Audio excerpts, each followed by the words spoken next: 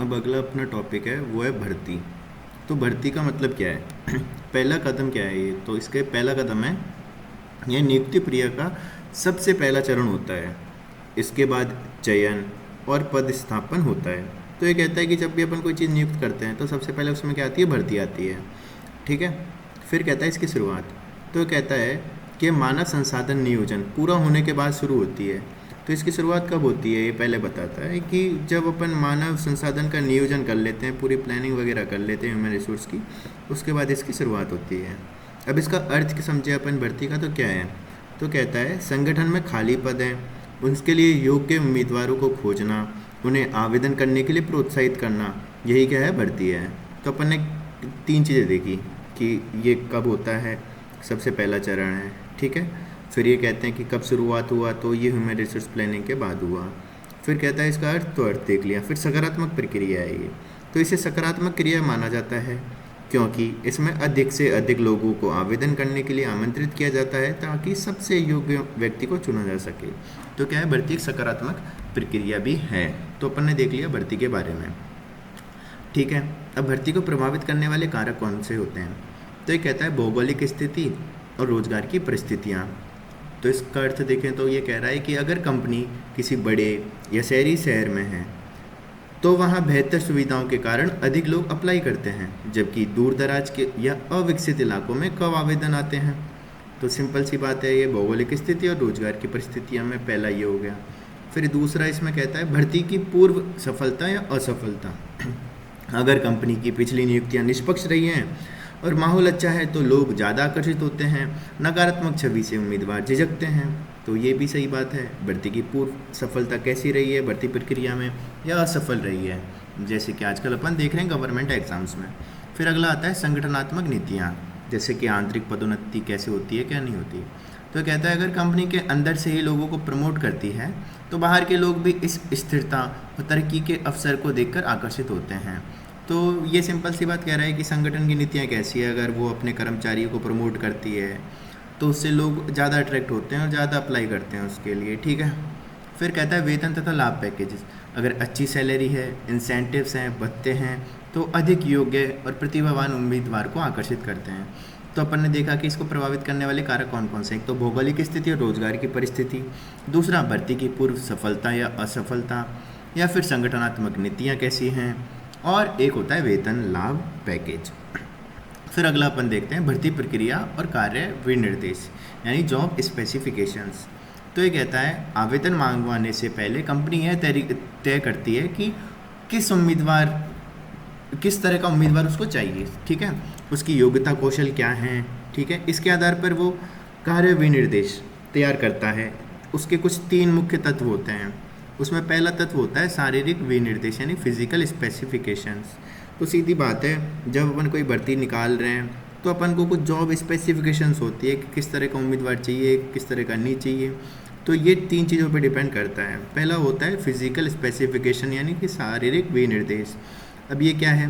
तो काम के लिए आवश्यक शारीरिक क्षमताएं जैसे लंबाई, वजन, आंखों की रोशनी, आयु की सीमा आदि, वो इसमें आती है। दूसरा, इसका उदाहरण देंगे तो अपन जैसे एयर होस्टेस और या कैबिन क्रू होती है, या पुलिस बल है, उसके लिए एक निश्चित कद होता है, वजन होता है, अच्छी दृष्टि का होना आवश्यक है। ये हो गया। फिर दूसरा होता है मानसिक विनिर्देश, यानी कि मेंटल स्पेसिफिकेशंस। तो ये क्या है? ये कहता है कि काम के लिए आवश्यक बौद्धिक क्षमताएं जैसे सोचने समझने की शक्ति, निर्णय लेने की क्षमता, एकाग्रता, मैथ्स, रीजनिंग आदि। इसके उदाहरण में अपन देखें तो जैसे सेल्स मार्केटिंग मैनेजर होते हैं, उनको बाजार के रुझान और ग्राहकों की प्रोफाइल समझने का मानसिक ज्ञान होना चाहिए, तभी वो उधर सर्वाइव कर पाएंगे। फिर एक होता है भावनात्मक और सामाजिक विनिर्देश। इसको कहते हैं इमोशनल और सोशल स्पेसिफिकेशंस। तो ये कहता है कि उम्मीदवार के व्यक्तिगत गुण और दूसरों के साथ मिलकर काम करने की क्षमता, वो होती है भावनात्मक और सामाजिक विनिर्देश, यानी कि इमोशनल और सोशल स्पेसिफिकेशंस। जैसे कि कोई लीडरशिप क्वालिटी होती है, धैर्य होता है, बातचीत का तरीका होता है किसी का। अब इसके उदाहरण देखें तो ऐसे कर्मचारी जो सीधे ग्राहकों से बात करते हैं, उनका व्यक्तित्व आकर्षक और बातचीत का तरीका बहुत अच्छा होना चाहिए। तो जैसे वो जो होते हैं ना, सीधे अपन ग्राहकों से ही बात कर रहे हैं। कुछ तो होते हैं कि वहाँ पे कर्मचारी सिर्फ ऑफिस वर्क कर रहे हैं, उनका फील्ड जॉब नहीं है, पर जो फील्ड जॉब पे जा रहे हैं तो उनके अंदर ये सारी स्किल्स होनी चाहिए, धैर्य, बातचीत का तरीका, लीडरशिप। तो उसकी बात कर रहा है ये। फिर चौथा ये कहता है व्यवहारात्मक विनिर्देश। तो ये कहता है यह उम्मीदवार के व्यवहार और बातचीत के ढंग से जुड़ा होता है, जो खासतौर पर मैनेजर या अधिकारी स्तर के पदों के लिए देखा जाता है। खास बात इसमें क्या है, हालांकि इसे औपचारिक नियमों में नहीं लिखा जाता, तो अपन ने ऊपर देखा था कि 3 ही होते हैं उसके मुख्य तत्व, उसमें शारीरिक, मानसिक और भावनात्मक हैं, पर इसको नहीं लिखते इसमें व्यवहारात्मक वाले को। तो ये कहता है कि औपचारिक नियमों में इसको नहीं लिखा जाता, लेकिन जॉब देने और नियुक्ति के समय ये बहुत मायने रखता है। जैसे कि उदाहरण देखें इसका, एक जनसंपर्क अधिकारी है, यह उससे उम्मीद करते हैं अपन कि वह शिष्ट हो, सहज हो और आत्मविश्वास से भरा हो। तो अपन ने देखे भर्ती प्रक्रिया के जो जॉब स्पेसिफिकेशंस हैं वो क्या क्या हैं। तो उसके लिए अपन ने देखी कि उनके 3 तत्व हैं, पर एक चौथा भी है। 3 में है शारीरिक यानी फिजिकल स्पेसिफिकेशन, मानसिक यानी कि मेंटल स्पेसिफिकेशन, और एक होती है इमोशनल और सोशल स्पेसिफिकेशंस यानी कि भावनात्मक, और चौथा है जो है व्यवहारात्मक यानी कि बिहेवियरल। अब आते हैं भर्ती के स्रोत क्या हैं। तो कहता है कंपनी 2 तरीके से भर्ती करती है। कैसे करती है? तो इंटरनल और एक्सटर्नल, आंतरिक स्रोत। तो ये कहता है कंपनी के अंदर से ही लोगों को नए पद पर रखना, जैसे प्रमोशन कर दे, उनके ट्रांसफ़र कर दे, पुराने कर्मचारियों को वापस बुलाना। अब इसके लाभ क्या होते हैं? कर्मचारियों का मनोबल और निष्ठा बढ़ती है कंपनी के प्रति। अंदर के लोगों को मौका देने से उनका भरोसा और कंपनी के प्रति अपनापन बढ़ता है। सटीक मूल्यांकन हो पाता है, कंपनी को पहले से पता होता है कि कर्मचारी कैसा काम करता है। और ट्रेनिंग में भी खर्च कम होता है, क्योंकि उन्हें कंपनी का माहौल पहले से पता होता है, इसलिए ज़्यादा ट्रेनिंग देने की ज़रूरत नहीं पड़ती। अब इसकी हानियाँ क्या हैं? इससे हानियाँ है कि नए विचारों की कमी। अब बाहर के जब नए टैलेंट, इनोवेटिव आइडियाज़ रुक जाते हैं इसके कारण, तो कुछ नवाचार नहीं होता। फिर योग्य लोगों की अनदेखी हो जाती है। अगर अपन प्रमोशनल केवल सीनियरिटी के आधार पर मिले, तो हुनरमंद जो कर्मचारी होते हैं उनको क्या होता है, मौका नहीं मिलता। तो ये इसकी हानियाँ हैं। क्या क्या है हानियाँ? नए विचारों की कमी और योग्य लोगों की अनदेखी। अब होते हैं बाह्य स्रोत। बाह्य स्रोत में कहते हैं कि कंपनी के बाहर से नए लोगों को भर्ती करना, जैसे college campus, job portal, interview या फिर कंसल्टेंट के जरिए। अब इसमें शामिल लोग में जैसे नए ग्रेजुएट हो सकते हैं, बेरोजगार युवा हो सकते हैं, अनुभवी पेशेवर या विशेष सलाहकार हो सकते हैं। अब इसके लाभ क्या हैं? एक बड़ा टैलेंट पूल होता है, कंपनी के पास बहुत सारे प्रतिभाशाली विकल्पों में से चुनने का मौका होता है। दूसरा, इसमें नवाचार बढ़ने की क्षमता होती है, नए लोग अपने साथ नए विचार, नए कार्यशैली लेकर आते हैं। और फिर एक है इसका निरंतर उपलब्धता होती है इन वाले कार्मिकों की, क्योंकि बाहरी बाजार से हमेशा सही हुनर वाले लोग मिल जाते हैं। तो अपन के 3 एडवांटेज हो गए, बड़ा टैलेंट पूल, नवाचार, निरंतरता।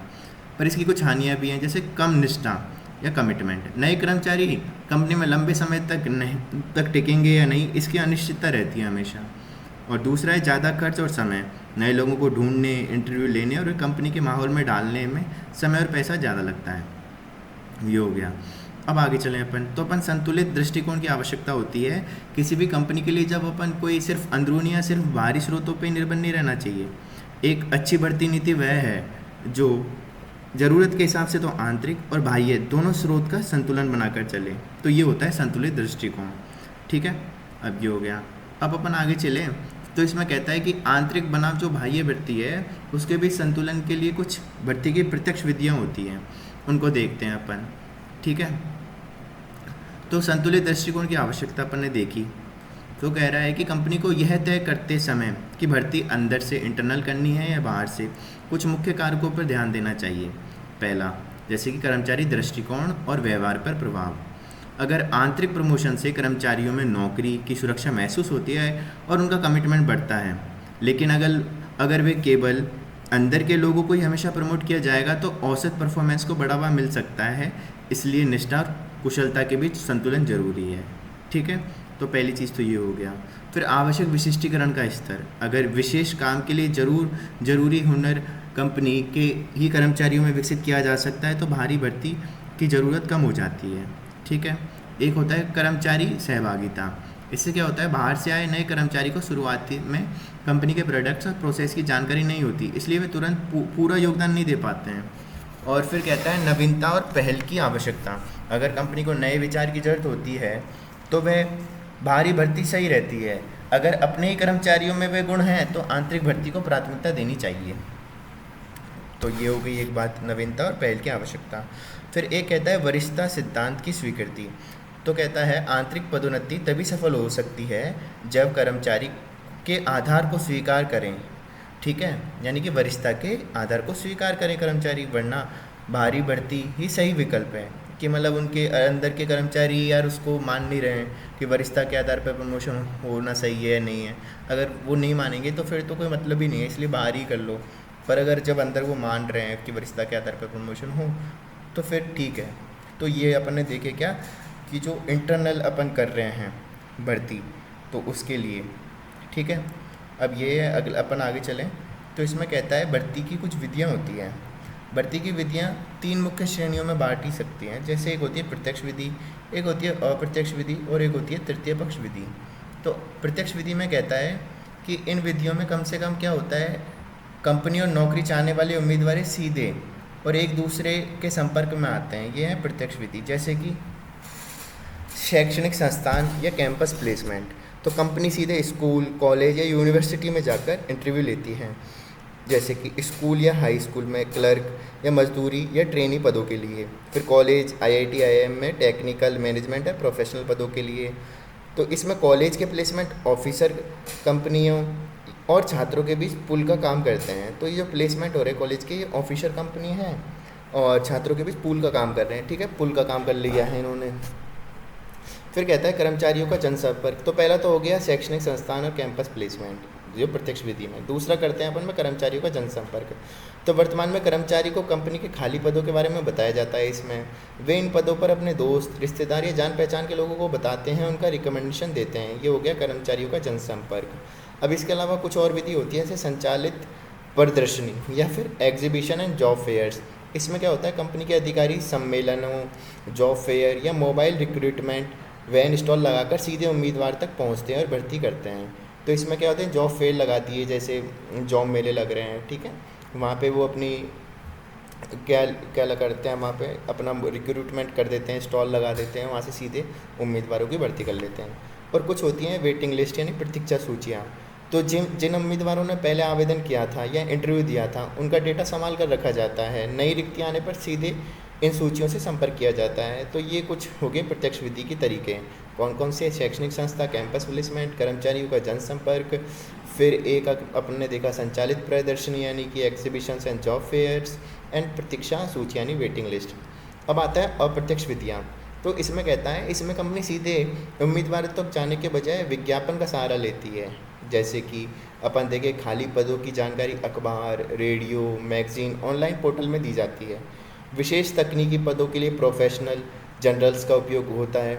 और कहता है स्पष्ट और सटीक विज्ञापन से सही उम्मीदवार आकर्षित हो जाते हैं और अयोग्य लोग आवेदन करने से बच जाते हैं। तो ये होती है कुछ अप्रत्यक्ष विधि। अब एक होती है तृतीय पक्ष विधियाँ। तो इसमें भर्ती प्रक्रिया के लिए किसी बाहरी एजेंसी या बिचौलिए की मदद ली जाती है। इसका पहला देखें तो इसमें कहता है कि निजी रोजगार अभिकरण, कुछ प्राइवेट एम्प्लॉयमेंट एजेंसीज होती हैं या कंसल्टेंट्स होते हैं। ये प्राइवेट प्लेसमेंट एजेंसियाँ सेल्स, अकाउंट्स और आईटी जैसे खास कामों के लिए योग्य इंसान ढूंढ कर देती हैं। तो ये हो गई निजी रोजगार अभिकरण। फिर दूसरा होता है सार्वजनिक रोजगार अभिकरण, एम्प्लॉयमेंट एक्सचेंज।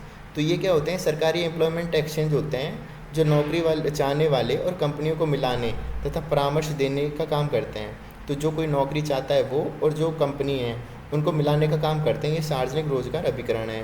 तो ये हो गया एम्प्लॉयमेंट एक्सचेंज, और वो ऊपर ने देखा था प्राइवेट एम्प्लॉयमेंट एजेंसीज। फिर अगला होता है कार्यपालक खोज अभिकरण यानी कि एग्जीक्यूटिव सर्च एजेंसीज, यानी कि हेड हंटर्स भी कहते हैं इनको। तो इन्हें हेड हंटर्स कहा जाता है। ये सीनियर और टॉप लेवल मैनेजर्स की भर्ती के लिए विशेष रूप से काम करती है कार्यपालक खोज अभिकरण। फिर अगला कहता है शैक्षणिक और पेशेवर संस्थाओं की पदस्थापन सेवाएं। तो टेक्निकल और मैनेजमेंट पदों के लिए संस्थानों के प्लेसमेंट सेल से मदद ली जाती है। कोई कॉलेज हो गया उसमें कोई प्लेसमेंट सेल होती है, सो उनसे मदद लेते हैं। ये होती हैं शैक्षणिक और पेशेवर संस्थाओं की पदस्थापन सेवाएं, ठीक है। फिर अगला कहता है महाविद्यालय के प्राध्यापकों के लिए अभिमुखीकरण संगोष्ठियाँ। तो कंपनियों के नियमों को समझाने के लिए प्रोफेसर्स के साथ सेमिनार आयोजित किए जाते हैं ताकि वे यूनिवर्सिटी के हुनर छात्रों की सिफारिश कर सकें। तो ये हो गया एक तरीका। और एक होता है वर्तमान कर्मचारियों के मित्र और रिश्तेदार। हालांकि यह एक आसान तरीका है, लेकिन इसे पक्षपात और ग्रुपिज्म की समस्या खड़ी हो सकती है। तो अपन इसमें क्या करें ना, थर्ड तृतीय पार्टी है, तृतीय पक्ष विधियाँ हैं कि तृतीय पक्ष दे रहा है अपन को वहाँ पे कर्मचारी। फिर एक होते हैं श्रमिक संघ, जिसमें अतिरिक्त मजदूरें या फैक्ट्री कर्मचारियों की जरूरत पड़ने पर ट्रेड यूनियन से सिफारिश ली जाती है। और एक होती हैं पेशेवर संस्थाएं। ये संस्थाएं उच्च स्तर के टेक्निकल प्रबंधकीय पदों के लिए उपयुक्त उम्मीदवारों की पहचान करने में मदद करती हैं। फिर अपन ने देखे कुछ कि इसमें प्रतिनियुक्ति भी होती है, जैसे विशेष हुनर वाले कर्मचारियों को कुछ समय के लिए एक सरकारी या निजी संगठन से दूसरे संगठन में ट्रांसफ़र करना। इसमें विशेषज्ञता तुरंत मिल जाती है, लेकिन कर्मचारी को नए माहौल में डालने में टाइम लगता है, वक्त लगता है।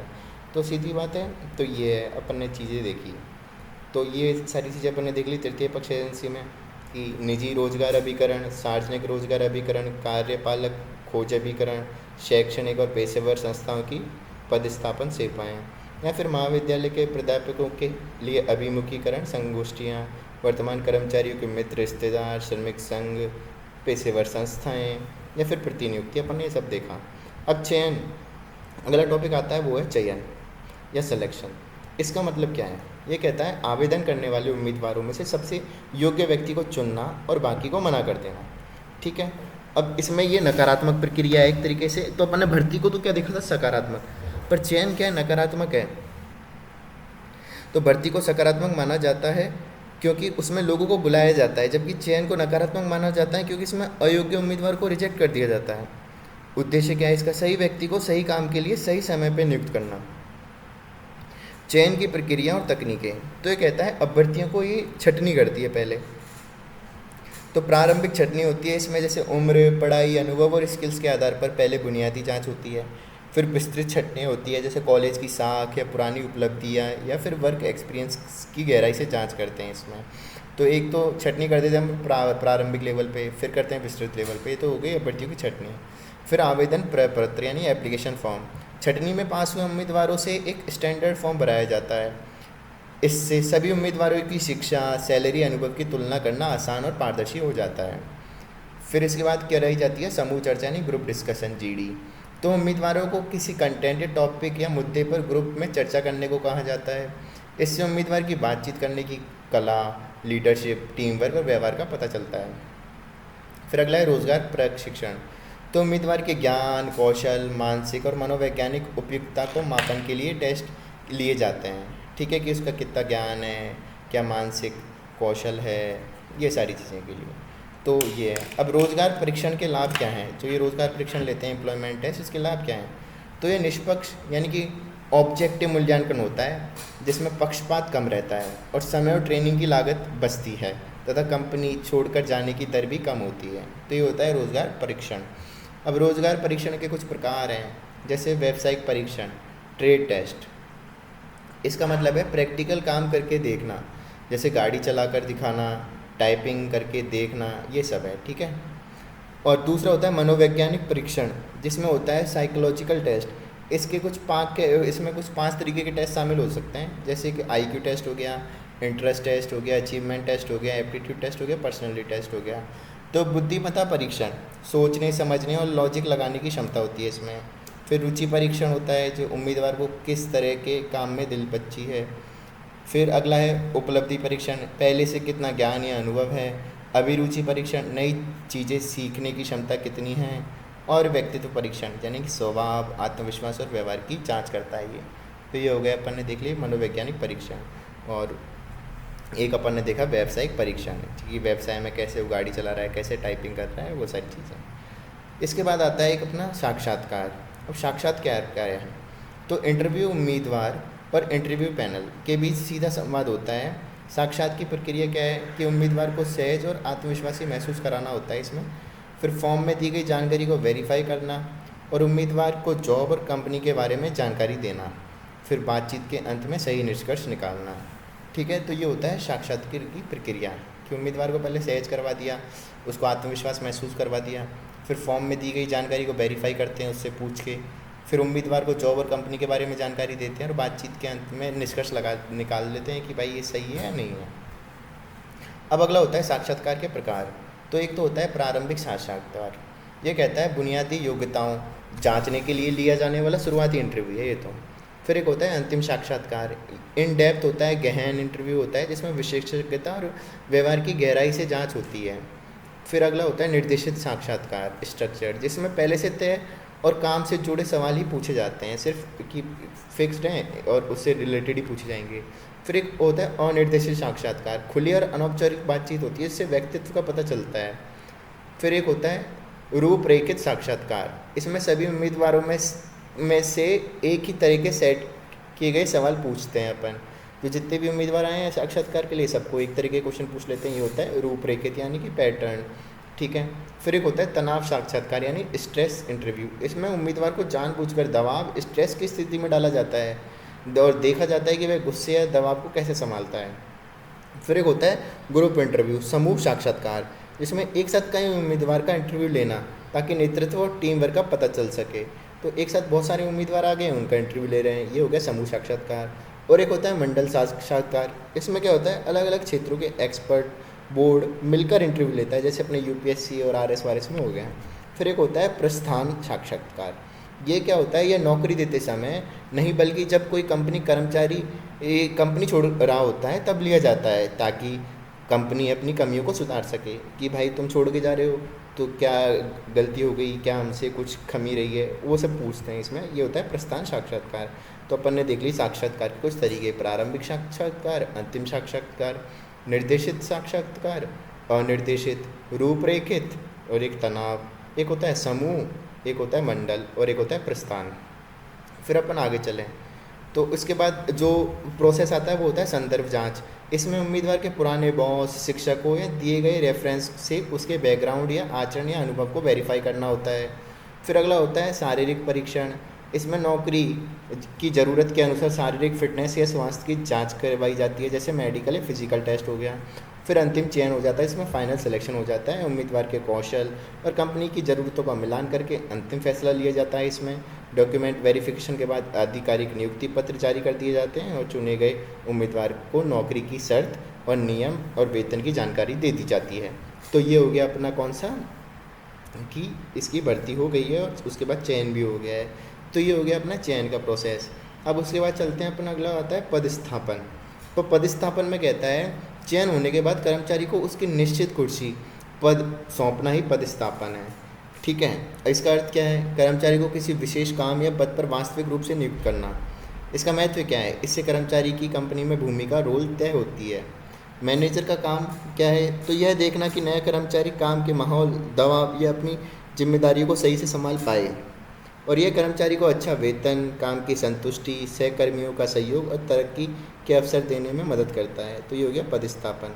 अब परिवीक्षा अवधि क्या है, तो क्या होता है परिवीक्षा अवधि, जब नए कर्मचारी को स्थायी करने से पहले एक निश्चित समय के लिए ट्रायल यानी प्रोबेशन पर रखा जाता है, वो होती है परिवीक्षा अवधि। अब ये कहता है समय सीमा, यह अवधि कुछ हफ्तों से लेकर कई महीनों तक हो सकती है। सरकारी नौकरियों में आमतौर पर यह 1 से 2 साल की होती है।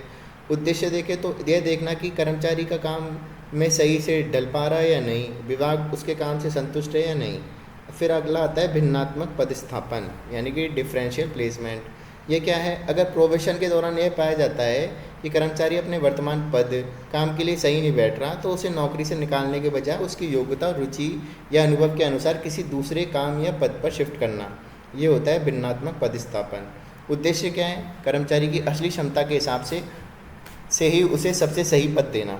महत्व क्या है, क्योंकि भर्ती और ट्रेनिंग पर बहुत ज़्यादा खर्च होता है, इसलिए कर्मचारी को तुरंत निकालने के बजाय उसे सही जगह फिट करने का यह तरीका आजकल बहुत महत्वपूर्ण माना जा रहा है। तो ये होता है डिफरेंशियल प्लेसमेंट यानी भिन्नात्मक पदस्थापन। फिर अगला आता है प्रशिक्षण का मतलब क्या है, तो इसका मतलब है किसी खास काम को बेहतर तरीके से करने के लिए कर्मचारी के ज्ञान, कौशल और क्षमताओं को बढ़ाने की प्रक्रिया। यह प्रकृति एक अल्पकालिक और लक्ष्य उन्मुख प्रक्रिया है जो संगठन की प्राथमिक जरूरतों पर केंद्रित होती है, यानी अल्पकालिक है पहले तो। फिर प्रशिक्षण और विकास के लाभ क्या हैं, तो ये कहता है बेनिफिट्स ऑफ ट्रेनिंग। तो संगठन कंपनी के लिए कुछ लाभ होते हैं, जैसे कि संगठित सीखना यानी कि systematic learning. Trial and error की तुलना में समय और संसाधनों की बर्बादी कम होती है कि एक तो अपन है ना काम करवा रहे हैं, कुछ गलती हो गई, ठीक है गलती से सीखेगा, तो ऐसे तो बहुत गलती करता रहेगा और नुकसान भी होगी चीज़ों की। उससे बढ़िया है कि इसको प्रशिक्षण ही दे दो। तो ट्रायल एंड एरर की तुलना में समय और संसाधनों की बर्बादी कम है। दूसरी उत्पादकता में वृद्धि होती है, काम की गुणवत्ता और मात्रा दोनों में सुधार होता है। फिर भविष्य की भूमिकाओं के लिए तैयारी, तो कर्मचारियों को आपातकाल या भविष्य में बड़ी जिम्मेदारी उठाने के लिए तैयार करता है ये। फिर कहता है उच्च मनोबल, कर्मचारी नौकरी से खुश रहते हैं जिससे गैर हाजिरी और नौकरी छोड़ने की दर घटती है। फिर होती है अनुकूलता, तो कहता है बदलते तकनीकी और आर्थिक माहौल को तेज़ी से अपनाने में मदद मिलती है। तो ये तो हो गए किसके लिए, कंपनी के लिए लाभ। संगठित सीखना, उत्पादकता में वृद्धि, भविष्य की भूमिकाओं के लिए तैयारी, उच्च मनोबल और अनुकूलता। ठीक है, अब कर्मचारी के लिए लाभ क्या है, तो करियर में उन्नति कि बेहतर स्किल से प्रमोशन और करियर के नए रास्ते खुलते हैं, आय में वृद्धि होती है, अच्छे प्रदर्शन मिलने पर अच्छे वेतन और इंसेंटिव मिलते हैं। फिर कहता है सुरक्षा, तो मशीनों को सही तरीके से चलाने की जानकारी से हादसों की कमी होती है और नौकरी में संतुष्टि भी आती है, जिससे आत्मविश्वास और मनोबल बढ़ता है। तो कर्मचारी के लाभ अपन ने देखे, करियर में उन्नति, आय में वृद्धि, सुरक्षा और नौकरी में संतुष्टि। अब प्रशिक्षण के कुछ तरीके होते हैं, जैसे एक तो कार्यस्थल की विधियाँ होती हैं जिसमें कहते हैं ऑन द जॉब मेथड्स। इसमें क्या होता है, कर्मचारी एक्चुअल काम करते हुए सीखता है। तो इसमें का पहला जो आता है उसमें आता है कि शिक्षुता कार्यक्रम, अप्रेंटिसशिप ट्रेनिंग। इसमें किसी मास्टर या एक्सपर्ट के मार्गदर्शन में काम सीखकर उच्च स्तर पर कौशल पाना होता है, जैसे प्लम्बर हो गया, इलेक्ट्रिशियन हो गया। फिर एक होता है कोचिंग, इसमें एक सीनियर अधिकारी जूनियर को गाइड करता है और उसके प्रदर्शन को रिव्यू करता है और सुधार के सुझाव देता है, तो ये होगी कोचिंग। फिर एक होता है इंटर्नशिप प्रशिक्षण, इसमें शैक्षणिक संस्थान, कॉलेज या कंपनियों के बीच समझौता होता है जहाँ छात्र व्यवहारिक ज्ञान हासिल करते हैं। एक होता है नौकरी रोटेशन, इसमें क्या होता है, कर्मचारी को अलग अलग विभागों काम में ट्रांसफ़र किया जाता है ताकि उसे पूरे संगठन की जानकारी हो सके। तो ये कुछ हो गए तरीके अपने ऑन दी जॉब मेथड के, कौन कौन से, apprenticeship training, coaching, internship training और जॉब रोटेशन। फिर अगला आता है कार्यस्थल से बाहर की विधियाँ, ऑफ द जॉब मेथड। इसमें कुछ होता है कि वास्तविक कार्यस्थल से अलग ले जाकर सिखाने पर ध्यान दिया जाता है। इसमें पहला आता है कक्षा, व्याख्यान या सम्मेलन, तो इसमें ऑडियो, वीडियो या प्रेजेंटेशन के माध्यम से जानकारी, नियम, प्रक्रियाएँ सजा करते हैं और समझाते हैं उनको। फिर दूसरा होता है फिल्मों द्वारा, तो दृश्य श्रव्य सामग्री के जरिए कठिन चीज़ें आसानी से समझाते हैं। फिर एक होता है मामले पर अध्ययन, केस स्टडी, जिसमें वास्तविक जीवन की समस्याओं, परिस्थितियों का विश्लेषण करके प्रॉब्लम सॉल्विंग स्किल बढ़ाते हैं, तो ये होगी केस स्टडी। फिर होता है कंप्यूटर मॉडलिंग, इसमें कंप्यूटर प्रोग्राम के जरिए असली काम का माहौल बनाकर अभ्यास कराना होता है ताकि बिना किसी नुकसान के सीखा जा सके। फिर होता है वेस्टिब्यूल प्रशिक्षण, तो इसमें क्या होता है कि असली काम के माहौल जैसी नकली प्रयोगशाला सेटअप तैयार करना। अक्सर बड़ी और महंगी मशीनों को चलाने से पहले ट्रेनिंग दी जाती है, वेस्टिब्यूल प्रशिक्षण। फिर होता है प्रोग्राम इंस्ट्रक्शन, इसमें क्या होता है, जानकारी को छोटे छोटे हिस्सों में बांटकर सरल से कठिन क्रम में सीखना, और शिक्षार्थी अपनी गति से सीखता है। इसमें मतलब अपनी गति से सीखता है पर सरल से कठिन पे उसको धीरे धीरे चीज़ें अपन सिखा रहे हैं। फिर इसमें अपन देखते हैं प्रदर्शन मूल्यांकन यानी कि परफॉर्मेंस अप्रेजल। ये क्या है, तो इसका अर्थ है कर्मचारी कंपनी में कैसा काम किया है उसका निष्पक्ष और व्यवस्थित तरीके से मूल्यांकन करना। इसका उद्देश्य क्या होता है कि यह देखना कि कर्मचारी में आगे बढ़ने, सीखने और विकास की कितनी क्षमता है। तो फिलिपो ने क्या बोला है, उसने बोला है कर्मचारी की उत्कृष्टता का एक नियमित और निष्पक्ष मूल्यांकन है जो उसकी वर्तमान नौकरी और भविष्य के बेहतर अवसरों से संबंधित होता है। तो क्या है, कर्मचारी की जो उत्कृष्टता है उसका एक नियमित और निष्पक्ष मूल्यांकन है और उसकी जो वर्तमान नौकरी और भविष्य के बेहतर अवसरों से संबंधित है। ठीक है, अब प्रदर्शन मूल्यांकन का महत्व क्या है, इसमें होती है क्या, पदोन्नति। पदोन्नति क्या है कि कुशल कर्मचारियों की पहचान करके उनके प्रमोशन देना और अयोग्य काम न करने वाले पर ध्यान न देना, ये हो गया पदोन्नति। फिर होता है वेतन निर्धारण, काम के प्रदर्शन के आधार पर सैलरी बढ़ाना, बोनस या लाभ तय करना, ये हो गया वेतन निर्धारण। फिर होता है कर्मचारी विकास, इसमें क्या होता है, कर्मचारियों की ताकतों, कमजोरियों को जानकर उसे सुधारने के लिए ट्रेनिंग देना।